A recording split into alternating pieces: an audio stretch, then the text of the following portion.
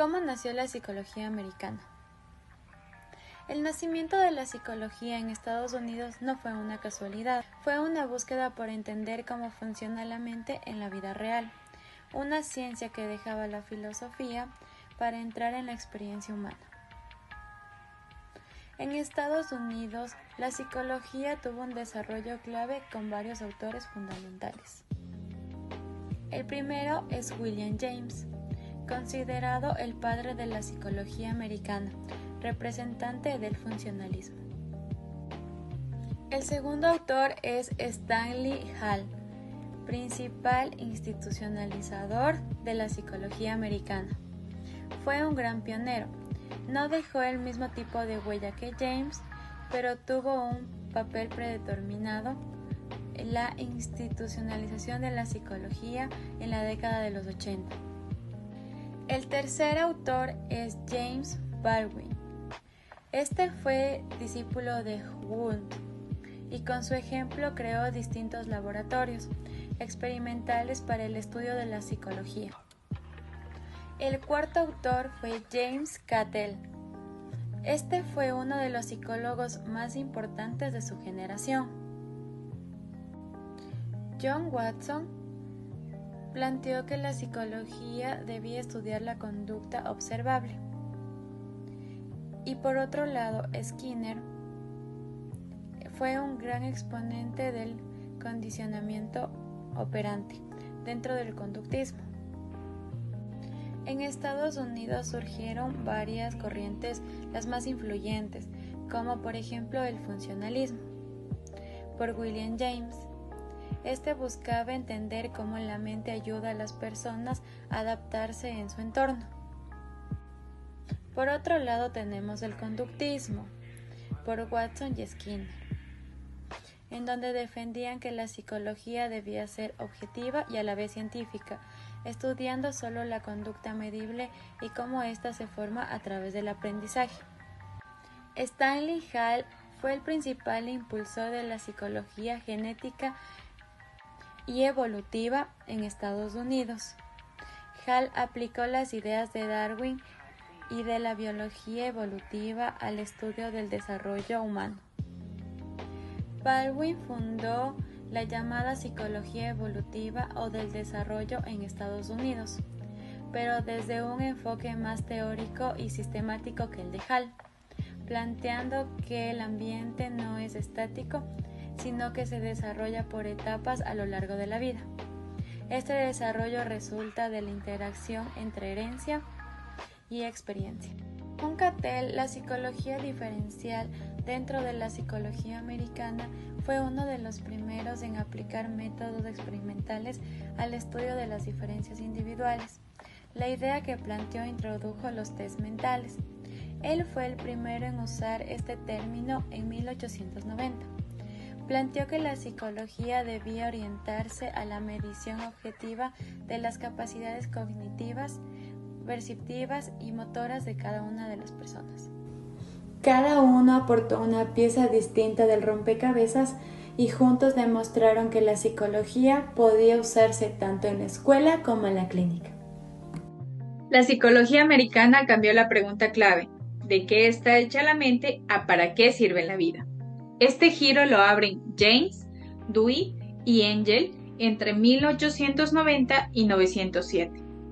El funcionalismo nos enseñó que la mente es una herramienta de adaptación, una corriente viva que selecciona lo útil y guía la acción. William James en 1890 lo formula en Principios de Psicología.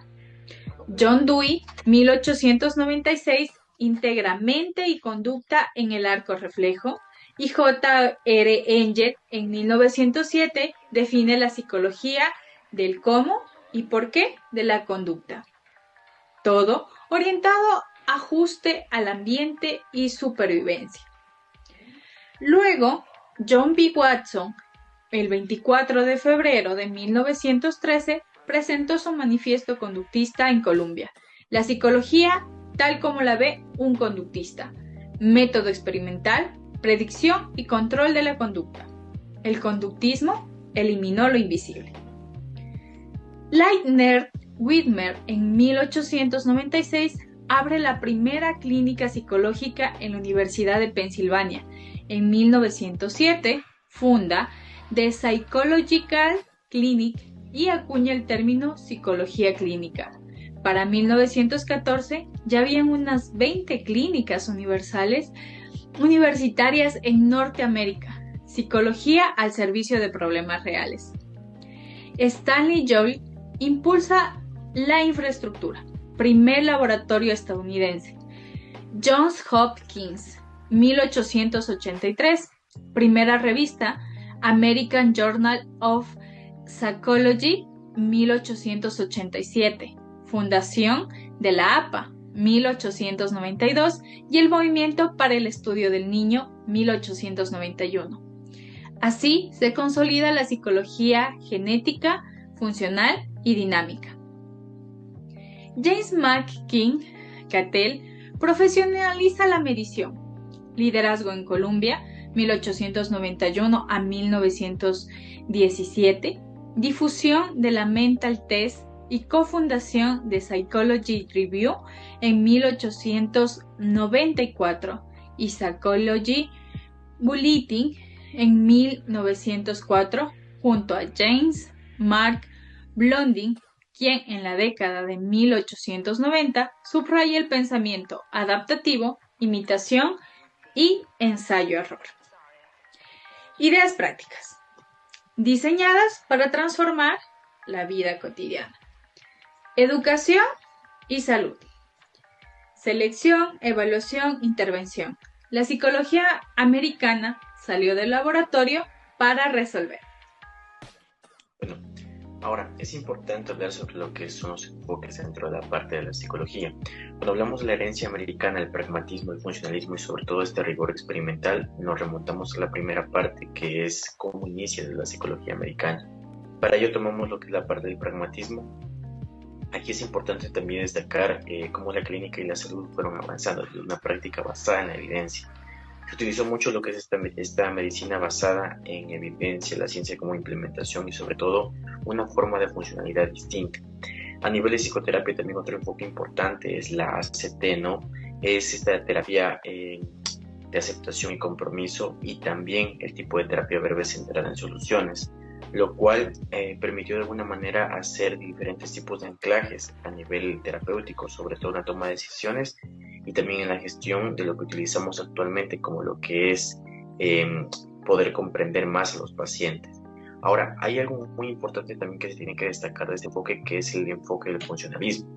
La mente como una adaptación, aquí juega un papel importante lo que hoy traducimos prácticamente con el concepto de neurociencia cognitiva, funciones ejecutivas y también lo que es la psicología del desarrollo. Esta parte es muy importante poder rescatar porque constituye lo que es el círculo prácticamente de la psicología a nivel de focos atencionales y funcionalidades del individuo. Hay un tercer giro también importante que es esta parte experimental que trata de intervenir o validar justamente midiendo ensayos clínicos y sobre todo realizando diferentes tipos de revisiones sistemáticas y metaanálisis, lo que ha permitido que la ciencia a nivel psicológico se expanda y se entienda mucho más. Dentro de esto también hay lo que es la psicología o la medicina que conocemos actualmente como la medicina actual, ¿no? Realizado con estudios longitudinales y diseño conductual para diferentes tipos de formaciones. Esto de alguna manera permite también poder identificar cómo las diferentes relaciones de los seres humanos tienen un reforzamiento diferencial, es decir, cómo las personas han logrado identificar sus redes neuronales, un aprendizaje basado en refuerzos y sobre todo este tipo de educación también que tratamos de identificar en la actualidad. Entonces, son algunos tipos de enfoques terapéuticos que se han estado dando y que de alguna manera han generado un fuerte núcleo a lo que da la actualidad. Es un tema de neuroimagen, la neurociencia, estos enfoques de pragmatismo y sobre todo cómo nosotros lo vamos anclando a la parte psicológica. En una frase podemos decir entonces que la psicología es una de las ciencias a nivel de América que se ha aplicado bajo lo que es el pragmatismo, la parte de la funcionalidad, la neurociencia, a nivel también de estudios de terapia breve centrada en soluciones, en terapia también en ACT, terapia de aceptación y compromiso. Son algunos enfoques importantes que podemos darle a nuestro estudio. ¿Crees que hay alguna relación entre los autores, las escuelas del pasado y los enfoques psicológicos de hoy en día? La respuesta es sí. La psicología no surge de la nada. Es el resultado de un proceso evolutivo donde las ideas de un autor influyen en la siguiente y una escuela sienta las bases para las que vendrán. Pensemos, por ejemplo, en William James, el padre de la psicología americana. Se centró en la función de la conciencia, es decir, su utilidad para la supervivencia.